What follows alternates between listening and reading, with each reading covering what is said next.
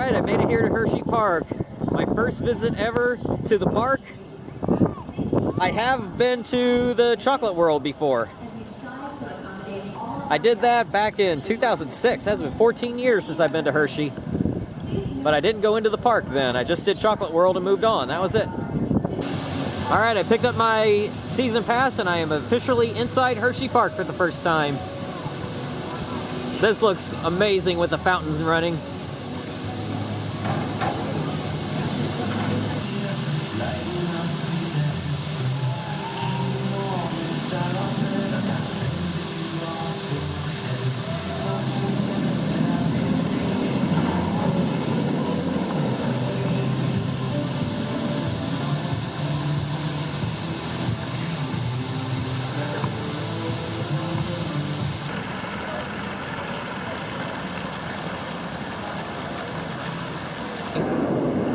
I rode Skyrush in rows 2 and 6.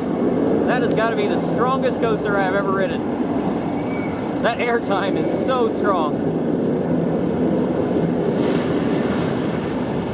I had heard the stories, but my gosh, that was more than I expected. That was insane. I would say, yes, of course, if it had any other type of Intamin restraints, it would be better. But still, there's no denying this is an amazing ride. I have no idea where I'd rank it after just 2 rides. I'll need a lot more, and then I'll need to think about it for a while. But my goodness, that was everything I hoped it would be as far as the strength goes. That was more than I hoped it would be. In fact, I am not one to put my arms down and grab hold of something, but I was on this on both rides. It is so strong, so powerful. The legend is true. And unfortunately, the legend about the thigh-crushing restraints is true too. It's just a matter of, will you find it uncomfortable or will you find it painful? It will be one or the other. If it's uncomfortable, then you can handle it and you'll enjoy the ride. If it's painful, then you won't. Just got off Comet. Sat towards the back, next to the last car. Not next to the last row, next to the last car. And that was a lot of fun. That's my kind of old school wooden coasters. Nice little 74-year-old PTC with buzz bars and a seatbelt, although you don't need the seatbelt. The airtime's pretty gentle, but there is some. You have to really hunt for it though. But it's a fun ride. Not too intense, not too scary. You know, young kids, the kids that are just getting used to roller coasters, this is a good one for them. And for us who like the old school woodies, it's good for us too. Not gonna make any top coasters list, but it's fun. And I already knew that our classic Schwarzkopf looper, Super Duper Looper, is closed for the day. It's closed for probably the season. You can see the single loop on Super Duper Looper. It's not a major coaster, so it's not that big a deal if I miss out on it. Hopefully I'll pick it up next year.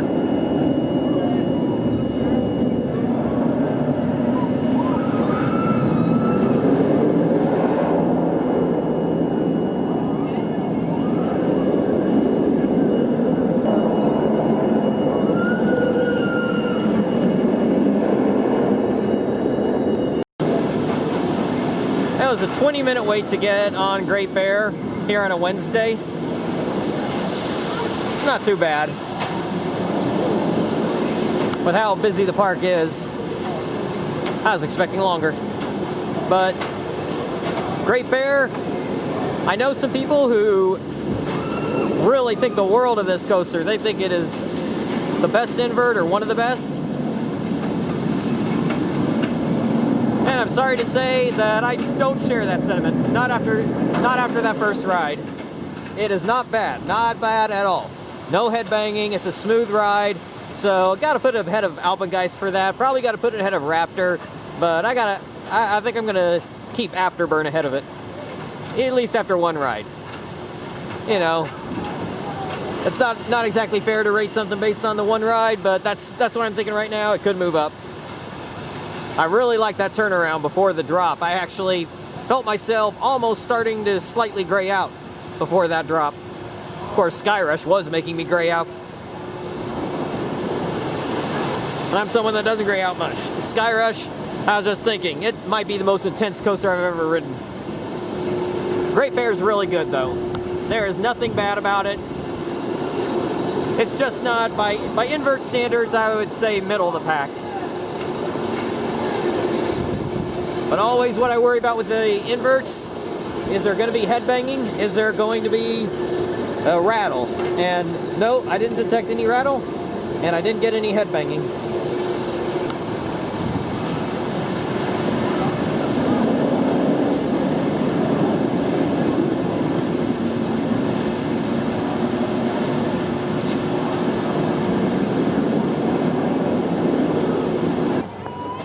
So even with the long lines on some rides, I was able to walk right on Coco Cruiser, the Zamperla kiddie coaster. You know how they go. It's a clone.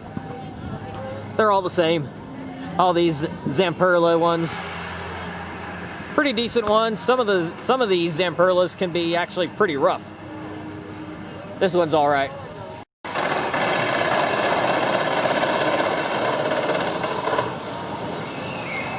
So it's right in front of the Storm Runner statue.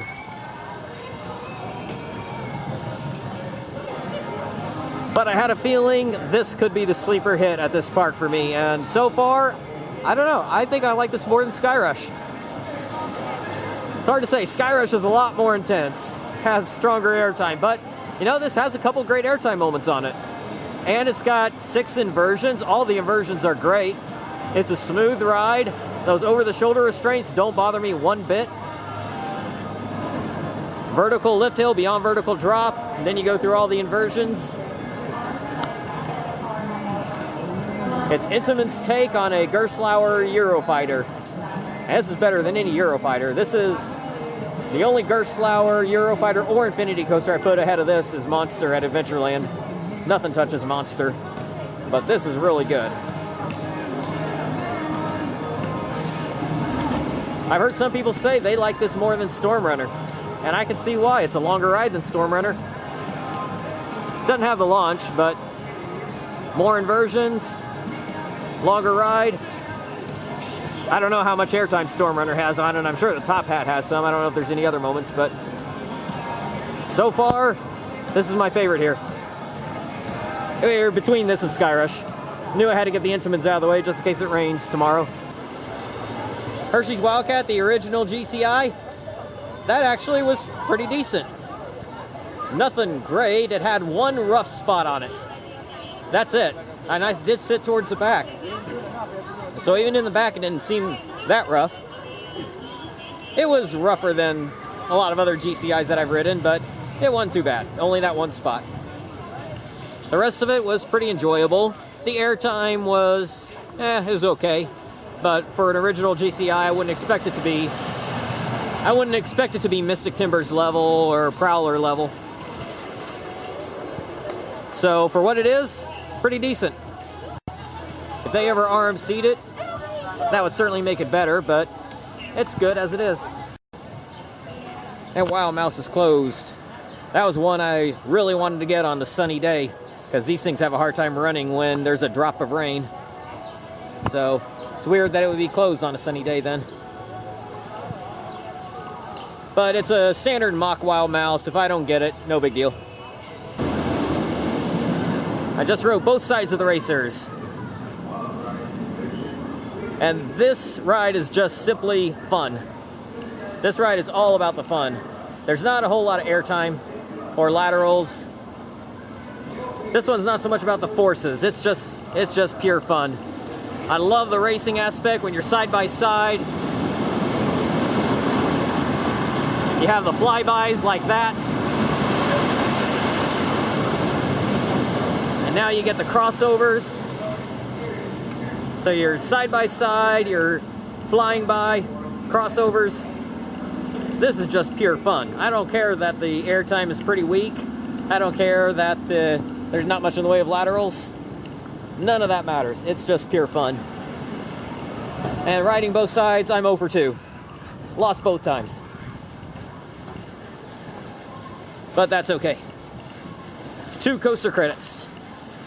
If you look at mirror images as 2 separate credits, which I do, so that is 422 and 423.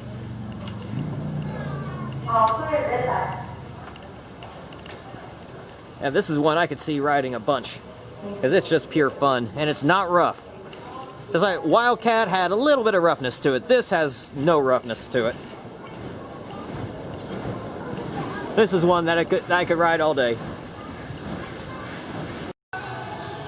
So if you include the racers as 2 credits, then that is 9 credits I picked up here at Hersheypark in under 2.5 hours. Just got laugh track after closing time, got in line before the park closed. Get that one out of the way, because I know it can get a line. Thank you for visiting us today. And because it's a family coaster, it's a spinning coaster, it's indoors, so you're out of the heat. So it's going to be a popular one.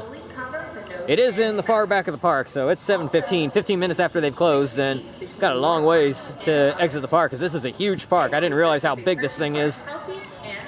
But this is a fun one. It's got some good theming inside there, and it's a Mauer spinner, so I already mentioned before I love the Mauer spinners, and add to that it's indoors with the theming. That makes it even better. Got 9 credits here, 4 at Knoebels, so that's 13 today. I'm sure I'll never get 13 in a day again unless I go overseas. Well, it's after 7:30 and it looks like Candymonium is still sending people out.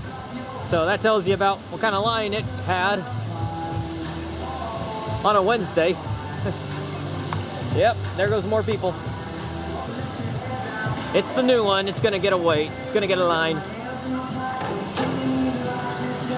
There definitely seems to be a lot of people here for considering it's still Wednesday.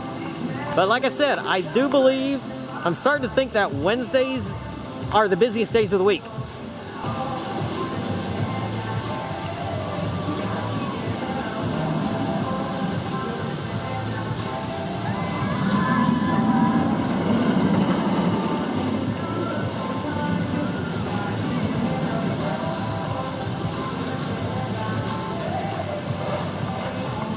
I didn't ride Candymonium today because I know tomorrow morning pass holders this is open for us in our hour of early entry, so I'll get it then.